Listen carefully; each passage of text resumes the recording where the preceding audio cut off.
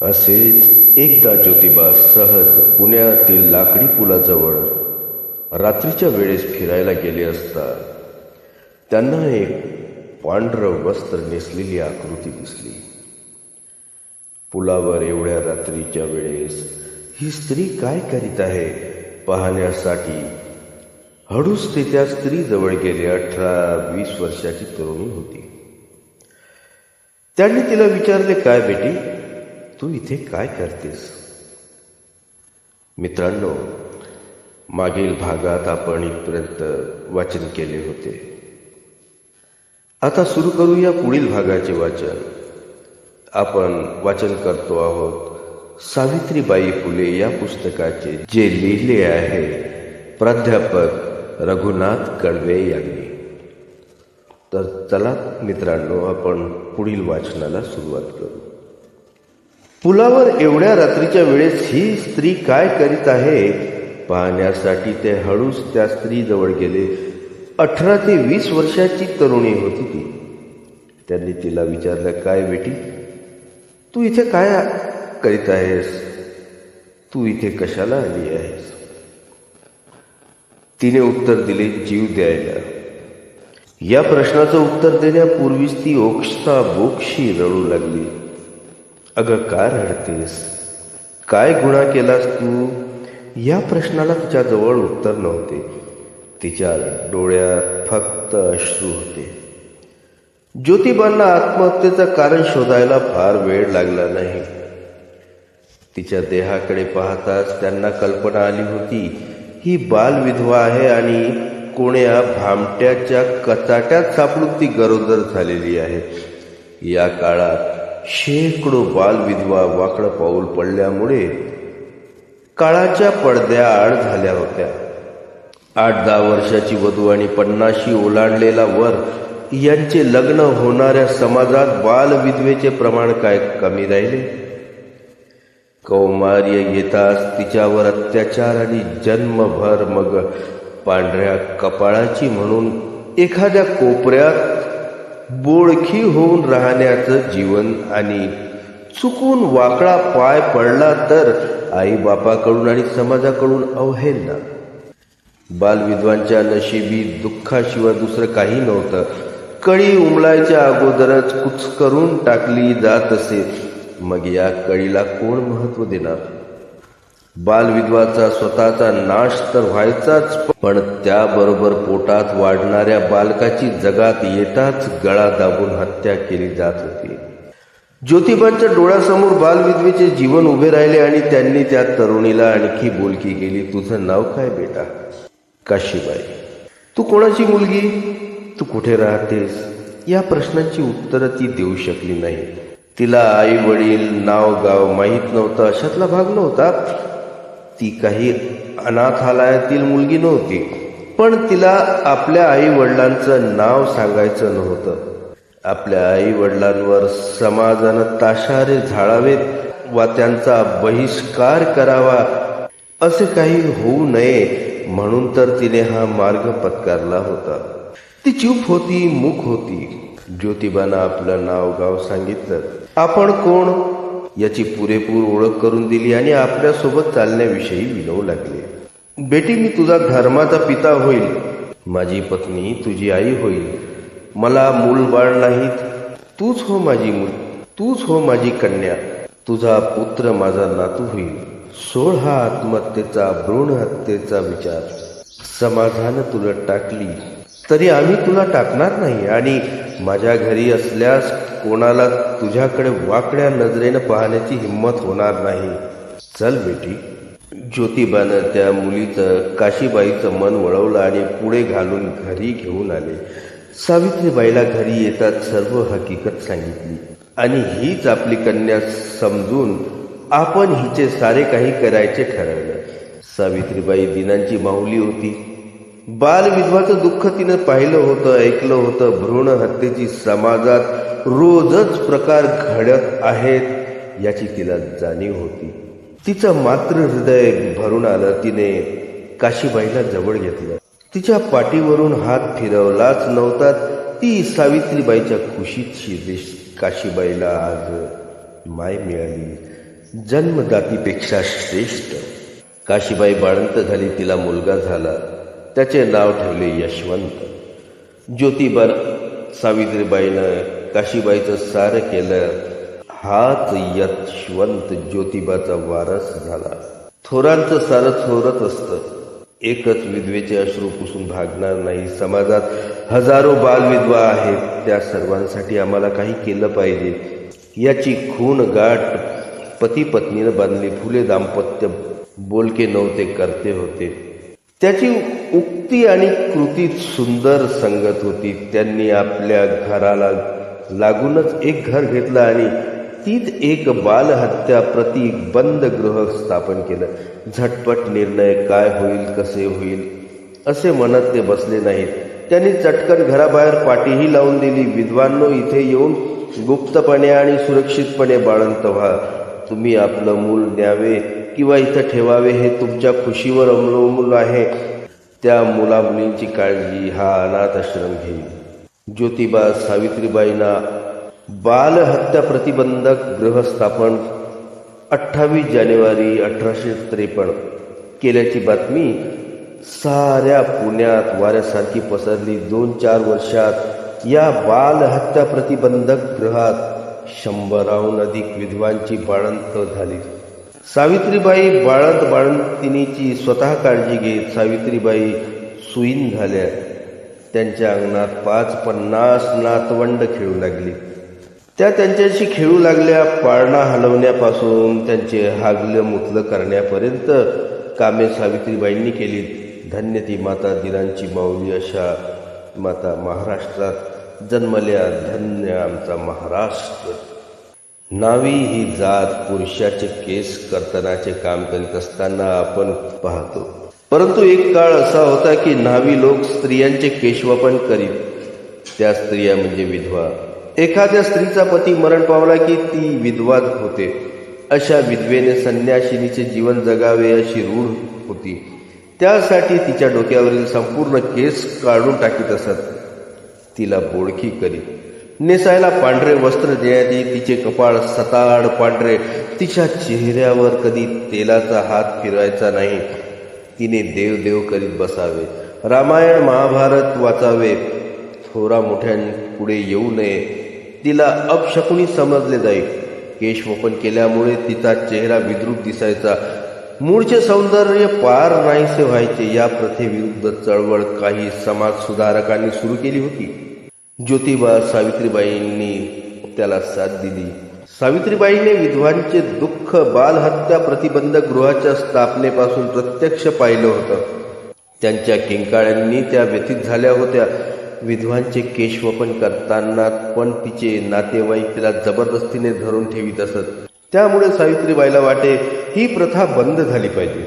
परंतु पुढारलेल्या समाजातील लोक ऐकायला तयार नव्हते. त्यांचा तो प्रतिष्ठेचा प्रश्न होता. मग सावित्रीबाई ज्योतिबानं न्हाव्यांनाच हाताशी धरले.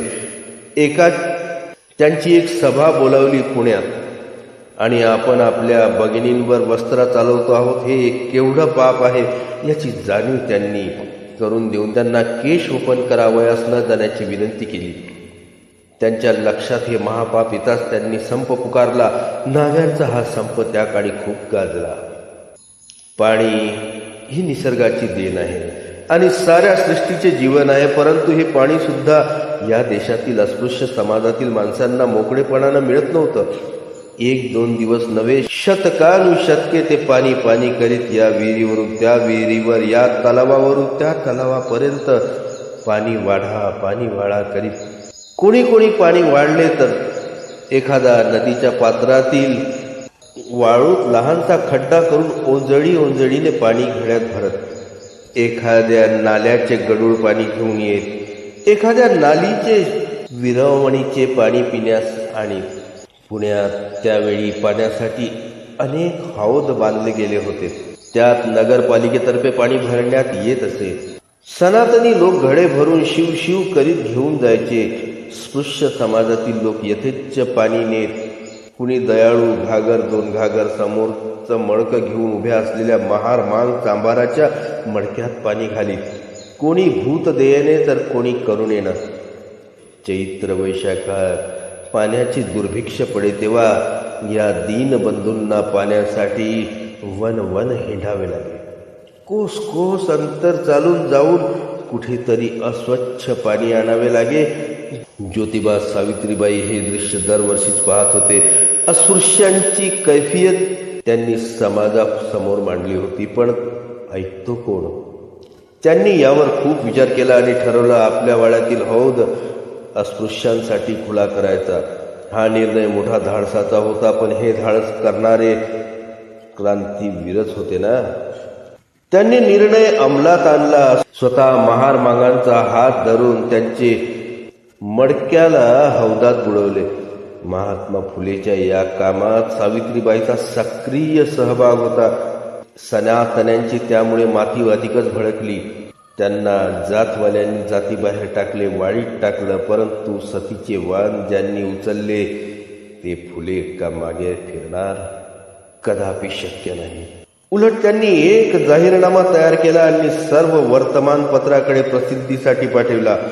जे शूद्र कोणीही आपल्या उत्पन्न कार्यास मानून नीतीस अनुसरून व स्वच्छ उद्योगधंदा करण्याचा निर्णय करून त्यांच्या प्रमाणे आचरण करीत आहेत, अशी त्याचविषयी माझी खात्री झाल्याबरोबर मी त्यास केवळ आपल्या कुटुंबातील बांधवाप्रमाणे समजून त्याचबरोबर अन्न व्यवहार करीन, मग ते कोणत्याही देशातील असो. हा जाहीरनामा सर्व वर्तमानपत्राकडे पाठविला होता, पण तो प्रसिद्ध करण्याचे धाडस एकही पत्र पंडिताने दाखविले नाही. सावित्रीबाई फुले यांनी जातीचं बंधन न ठेवता तिळगुळ कार्यक्रम आयोजित केला होता, हे तर प्रसिद्ध आहे. लहुजी मांग, यशवंतराव कांबळे, शमशेर खान, झगडे मिस्त्री असे अनेक दलित समाजातील लोक ज्योतिबांच्या घरी ये जा करीत. त्यांचे आदरातिथ्य करण्याचे काम सावित्रीबाईच करीत. त्यांनी अस्पृश्यांच्या मुलांना आधी शिक्षण दिले, मग जीवन खुले केले. त्यांना माणुसकीचे हक्क मिळावेत म्हणून त्यांची धडपड. जन्मानं कोणी हीन नसतो, जन्म देणे देवा हाती, पण जन्माचं सोनं करणं आपल्या हाती असतं, हे त्यांनी शिकविलं. 1898 साली फुले दाम्पत्यांनी उदाहरण घालून दिलं, तरीही स्पृश्य समाजानं त्याचं अनुकरण केलं नाही. डॉक्टर बाबासाहेब आंबेडकरांना महाड 14 तळ्यावर सत्याग्रह करावा लागला. अजूनही खेड्यापाड्यात कुठं कुठं बुरसटलेले विचार मधून मधून दिसतातच. मागील शतकात आपल्या देशात समाज सुधारकांची समाजाच्या प्रगतीसाठी अनेक समाज स्थापन केले.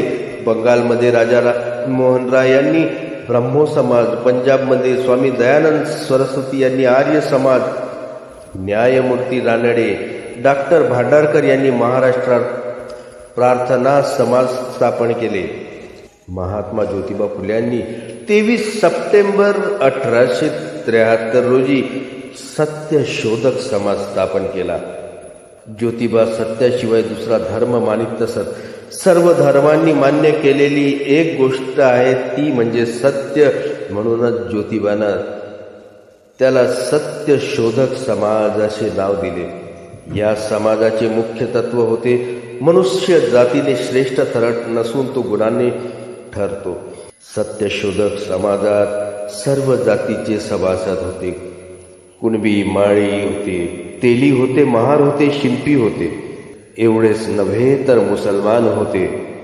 सावित्रीबाईने सत्यशोधक समाजात अतिशय मोलाची कामगिरी बजावली.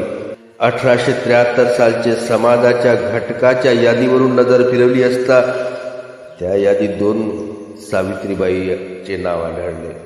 त्या 2 सावित्री म्हणजे सावित्रीबाई रोडे व सावित्रीबाई फुले.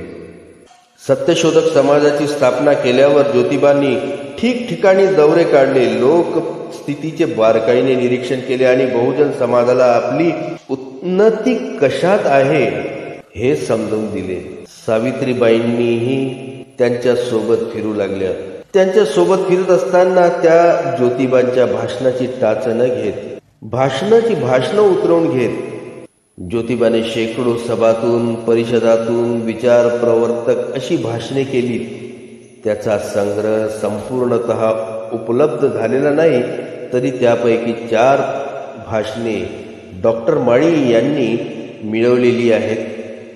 त्यात अतिप्राचीन काळी इतिहास, सुधारणूक व गुलामगिरी हे विषय आहेत.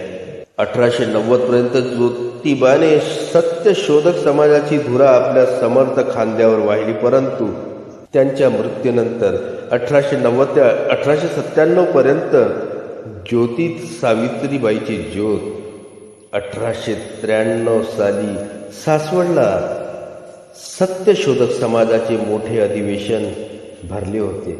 या अधिवेशनाची अध्यक्षा सावित्रीबाई होत्या. अतिशय परखडपणे त्यांनी आपले विचार मांडले. भट भिक्षुकांना उद्देशून म्हणाल्या होत्या, अरे तुम्ही पडी पंचपात्राच्या आवाजात पंचांग का गाता? महार मांगांना अस्पृश्य का समजता? शूद्रादी अतिशूद्रांना अडाणी का ठेवता? तुमच्या या मूर्ख वागण्याने तुमचे जातभाई ब्राह्मण ख्रिस्ती होत आहेत. मूर्खांनो, तुम्ही स्वतःला हिंदू म्हणून घेता. अस्पृश्य हिंदू असताना त्यांना हीन लेखून दूर का ठेवता?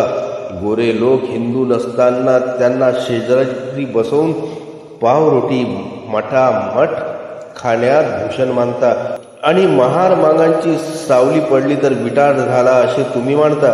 हे खऱ्या धर्माचे ज्ञान आहे असे म्हणता येत नाही. यासाठी ब्राह्मणाने खऱ्या धर्माचे ज्ञान घ्यावे. ते ज्ञान तुम्हाला ज्योतिबा पटवून देईल. एवढे परखड व सडेतोड विचार सावित्रीबाईचे.